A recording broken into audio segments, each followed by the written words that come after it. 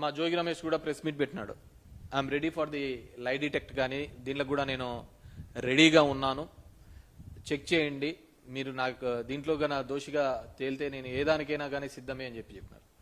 మీరు కంప్లీట్గా గన ఈ సినారియో గన చూస్తే ఏ విధంగా ఈ మద్యం కుంభకోణానికి సంబంధించి, ఈ కల్తీ మద్యానికి సంబంధించి ఏ విధంగా జరిగిందో మనం చూస్తే, ఎప్పుడో 3వ తేదీ మొలకల చెరువులో ఈ మద్యపానం దీనికి సంబంధించి, కల్తీ మద్యంకు సంబంధించి ఎక్సైజ్ పోలీస్ వాళ్ళు ఆ రోజు పట్టుకొని 3rd పట్టుకున్నారు. 4th రోజున అక్కడ లోకల్ ఎడిషన్లోనే ఈ విధంగా రావడం జరిగింది. వస్తూ వాళ్ళు చెప్పిన దాని ప్రకారం చూస్తే, అక్కడున్న మనకు వీడియో కూడా ప్లే చేసి చూస్తే గన వాళ్ళు చెప్పిన దాని ప్రకారం చూస్తే ఇది కేవలం ఒక 2-2.5 సంవత్సరాల కిందట నుంచి జరుగుతోంది, 2-2.5 నెలల నుంచి జరుగుతోంది అని చెప్పేసి వాళ్ళు ఇవ్వడం జరిగింది. ఎలా చేసేవాళ్ళు ఈ మొత్తం వ్యవహారాన్ని ఎన్ని రోజుల నుంచి? దాదాపు ప్రిపరేషన్ ఒక 2-3 months నుంచి ప్రిపరేషన్ జరుగుతున్నట్టు తెలిసింది. మాకు రాబడిన సమాచారం వరకు వచ్చిన వెంటనే దాడి చేయడం జరిగింది. అంటే ఎలా తయారు చేసేవారు? అంటే ప్రాథమికంగా మీరు మిషనరీస్ గుర్తించారు కదా, ఇవన్నీ ఫెసిలిటీస్ లో ఉండాల్సినటువంటిది మారుమూల గ్రామంలో ఒక పల్లిలోకి తీసుకొచ్చారు అంటే ఇవన్నీ ఎస్టిమేట్స్ ఎక్కడి నుంచి వచ్చింది? సో 2.5 నెలల నుంచి ఈ కార్యక్రమం జరుగుతోంది అనే విధంగా అక్కడ ఉన్న డిఎస్పీను, ఈసీను, వీళ్ళు ఎక్సైజ్ సూపరింటెండెంట్ వాళ్ళు మాట్లాడుతూ చెప్పడం జరిగింది. కానీ ఈరోజు కథనాలు చూస్తే అది 2.5 సంవత్సరాలు 3 సంవత్సరాల నుంచి జరుగుతోంది. దీనికంతా వైసీపీ హయాంలోంచే మొదట ఆఫ్రికా నుంచి అన్నారు, మళ్ళీ దాని తర్వాత ఇప్పుడు లోకల్గా ఉన్న జోగి రమేష్ ద్వారా జరిగిందని చెప్పి ఒక పొలిటికల్గా తీసుకొని రావడం జరుగుతుంది. నేను ఒకటే చెప్పదలుచుకున్నా, 3వ తేదీ ఇది లోకల్ పేపర్లో వచ్చిన తర్వాత మళ్ళీ 6th వరకు ఎక్కడే కానీ ఏ పేపర్లోనూ రావటం లేదు. ఎప్పుడైతే వైఎస్ఆర్ కాంగ్రెస్ పార్టీ కల్తీ మద్యం గురించి పలు అంశాలుగా ప్రస్తావించడం జరిగిందో, జోగి రమేష్ డైరెక్ట్గా స్పాట్కు పోయి ఇది నారావారి సారా అని చెప్పేసి ఎగ్జిబిట్ చేయడం జరిగిందో, బయట పెట్టడం జరిగిందో, ఆ రోజు నుంచి కూడా దీని మీద మేము పెద్దగా యాక్షన్ తీసుకుంటున్నామని చెప్పేసి చేయడం జరిగింది. దానిలో ఉన్న జయచంద్రారెడ్డి అదేవిధంగా జనార్దన్ అనే వాళ్ళను ఇద్దరిని సస్పెండ్ చేస్తున్నట్టుగా చెప్పడం జరిగింది. ఈ జనార్దన్ అనే అతను సౌత్ ఆఫ్రికా నుంచి ఒక వీడియో రిలీజ్ చేయడం జరిగింది. ఆ వీడియోలో మనం బాగా చూసాము అంటే, నాకు ఇది సంబంధం లేదు, నాకు ఆరోగ్యం బాగాలేకుండా ఇక్కడికి వచ్చాను అని చెప్పిన అతను ఎంత ధైర్యంగా, ఒకవేళ ఇక్కడ కేసెస్ ఉన్నాయని విత్-ఇన్ 2 days ఎంత హుందాగా ఎయిర్పోర్ట్ నుంచి బయటకు వచ్చినాడో మనం చూస్తున్నాం. ఎయిర్పోర్ట్ నుంచి బయటకు వచ్చినారు. అతనికున్న ఈ కోర్టుకు సబ్మిట్ చేసిన దాంట్లో కూడా, రిమాండ్ రిపోర్ట్లో కూడా ఆయన్ని తీసుకొని వచ్చినాము ఈ విధంగా 12 ఎవరో కొద్దిమంది మీడియేటర్ సహాయంతో, ఎవరా మీడియేటర్లు, ఎవరేం మీడియేట్ చేసినారో వాళ్ళు తెలియదు, వాళ్ళు ఏం మీడియేట్ తీసుకొని వచ్చి ఇతనికి ఇది చేసినారు. తీసుకొని వచ్చిన తర్వాత ఆయన రాత్రి ఒక వీడియో రిలీజ్ చేస్తాడు, చేతులు కట్టుకొని పక్కన ఎవరో అతనికంతా నేర్పిస్తున్నట్టుగా, ట్యూటరింగ్ చేస్తున్నట్టుగా, అంతే కదా సార్, ఇదే కదా సార్, చెప్తున్నాం కదా సార్, ఈ విధంగా చేశారు. జోగి రమేష్ ఇతను 2.5 సంవత్సరాలుగా మేము వ్యాపారంలో ఉన్నామంట. జయచంద్రన్ ఇదైతే మొలకల చెరువులో అయితే చంద్రబాబు నాయుడు గారికి చెడ్డ పేరు వస్తుందంట. ఈ చందమామ కథలన్నీ అల్లుకుంటా రావడం జరుగుతుంది. మేము ఒకటే చెప్తున్నాం, మా వాళ్ళు ఏదైనా ఒక చిన్న ఊర్లో ఒక ఫ్లెక్సీ కట్టాలంటేనే పోలీసు వాళ్ళు వచ్చి అడ్డం పడి చేస్తా అంటారే, ఒక చిన్న పోస్ట్ పెడతా అంటేనే పోలీసు వాళ్ళు వచ్చి చేస్తా అంటారే, అలాంటిది ఇంత పెద్ద ఒక దందా నడుస్తోంది, ఒక దందా చేస్తున్న దానికి వైసీపీ వాళ్ళు చెప్పినాడని ఎంత ధైర్యం ఉంటే జనార్దన్ రావు గారు చేస్తారు చెప్పండి? జనార్దన్ రావు ఒక వైసీపీ అతను చెప్పాడని చెప్పి జనార్దన్ రావు ఇంత పెద్ద స్కెచ్లో చేస్తాడా? గవర్నమెంట్లో ఇలాంటివి ప్రోత్సహించకపోయింటే, నేను సింపుల్ థింగ్ చెప్తాపా, మా గవర్నమెంట్ ఉన్నప్పుడు టు బీ హానెస్ట్ చెప్తున్నా, హైదరాబాద్ నుంచి కానీ బెంగళూరు నుంచి కానీ ఒక 2 బాటిల్ తీసుకొని వచ్చా అంటే పోలీసు వాళ్ళు అడ్డం పడి నిలబెట్టేసి జైల్లో వేసిన సందర్భం.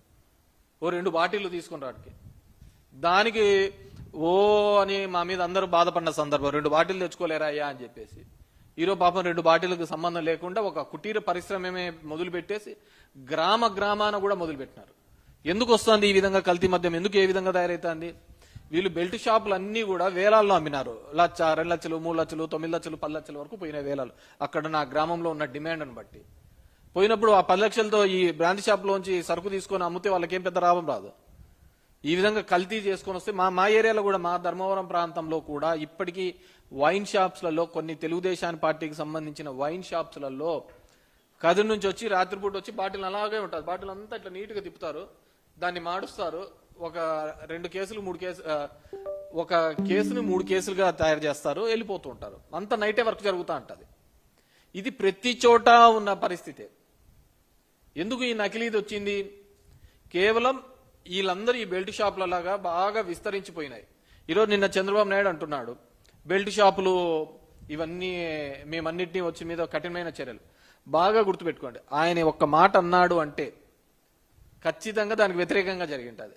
మేము తీసేస్తామంటే ఒక 4 పెరిగింటాయి తప్ప తగ్గే ప్రసక్తే లేదు. లా అండ్ ఆర్డర్ మీద మేము ఉపేక్షించము అంటే ఖచ్చితంగా గొడవలు జరిగింటాయి ఎక్కడో చోట. ఆ విధంగా చేస్తూ ఉంటారు. సో ఈరోజు వైఎస్ఆర్ కాంగ్రెస్ పార్టీ మీద ఈ విధంగా రుద్దే ఒక ప్రయత్నం నిజంగంటే కూడా నీచాది నీచమని. అందుకే నిన్న జోగి రమేష్ గాని, వైఎస్ఆర్ కాంగ్రెస్ పార్టీ గాని ఒక థర్డ్ పార్టీ ఎంక్వైరీ చేయాలి అని చెప్పేసి సిబిఐ పార్టీకి మేము సిబిఐ దీని మీద ఇన్వెస్టిగేషన్ చేయాలి అని చెప్పేసి. ఎందుకంటే ఇక్కడ ఉన్న వాళ్ళు సిట్ అంటే సిట్టు, స్టాండ్ అంటే స్టాండ్. ఒక జగన్మోహన్ రావు అనే అతను వచ్చి, జనార్దన్ రావు అని వచ్చేస్తాడు, వచ్చి ఒక స్టేట్మెంట్ ఇచ్చేస్తాడు, ఒక వీడియో పెడతాడు. అసలు ఈ ఇన్వెస్టిగేషన్ ఆఫీసరు ఈ విధంగా వీడియోస్ ఏ విధంగా లీక్ చేస్తాడు? తన ముందర ఇన్వెస్టిగేషన్ కాన్ఫిడెన్షియల్ గా జరగాలి, జరిగిన తర్వాత వీళ్ళంతా నిందితులు, వీళ్ళంతా ఈ విధంగా జరిగిందని. అది ఏ పార్టీ వాళ్ళు ఉన్నా కానీ ఒక ఇన్వెస్టిగేషన్ అంటే ఆ విధంగా జరగాలి. వీళ్ళు కల్పిట్స్, వీళ్ళు దొంగలు, వీళ్ళు దొరికారు, వీళ్ళు ఈ పద్ధతిలో చేశారని చూపించాలి. కానీ దాన్ని పొలిటికలైజ్ గా చేయడం, అది పొలిటికల్ గా ఇబ్బంది కలిగించాలి అవతల పార్టీని అనే ప్రయత్నం చేయడం నిజంగంటే మీరు దీనికి ఏదన్నా కానీ ఒక లాజికల్ కంక్లూజన్ గా ఎక్కడ దొరికారు అని మూలాలు కనిపెడితే ఇక్కడికి ఆగుతుంది.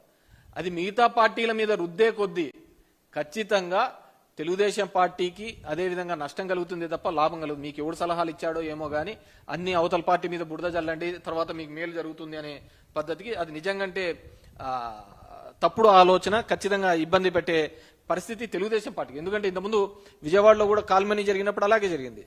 అంత కాల్మనీ అనగల మళ్ళీ ఎవడో వైసీపీ వాళ్ళు ఉన్నారని చెప్పేసి దాన్ని చేసే ప్రయత్నం చేస్తున్నారు. కానీ ఈ రోజు ఎందుకంటే చంద్రబాబు నాయుడు నిన్న ప్రెస్ మీట్ లో చెప్పినారు 30,000 మంది చనిపోయినారు. ఈ show me 1 post mortem that ఈ గత ప్రభుత్వంలో మద్యం వల్ల చనిపోయినారని ఒక పోస్ట్ మార్టం చూపించండి, ఒక కంప్లైంట్ చూపించండి. ఈరోజు చాలా మంది చెప్తున్నారు, లోకేష్ చెప్తున్నాడు మేమే కనుక్కున్నాము, మేమే దీన్ని కల్తీ మద్యాన్ని అరికట్టే ప్రయత్నం చేస్తున్నారు. ఖచ్చితంగా అరికట్టాలి చేస్తే తప్పే కాదు, కానీ ఈ విధంగా దొరికిన దాన్ని కప్పిపుచ్చుకునే ప్రయత్నం చేస్తున్నారు.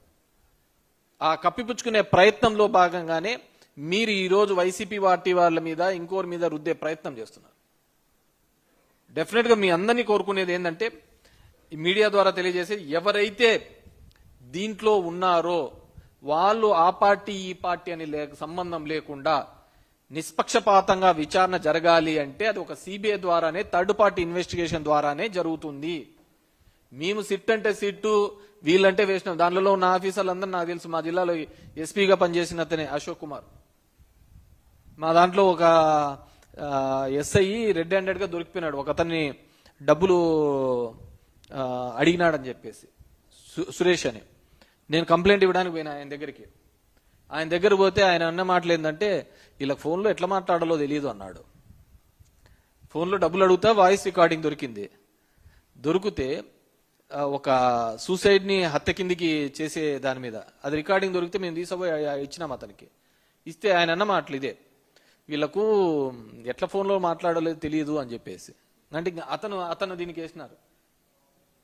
సో అప్పుడు అది కూడా అప్పుడు టీడీపీ టైంలోనే ఆయన మాకు ఎస్పీగా ఉన్నాడు. నేను నో డౌట్ ఖచ్చితంగా దీని మీద ప్రెజర్స్ ఉంటాయి. ఎందుకంటే ఇది జనం యొక్క ప్రాణాలతో చెలగాటమాడుతున్నారు.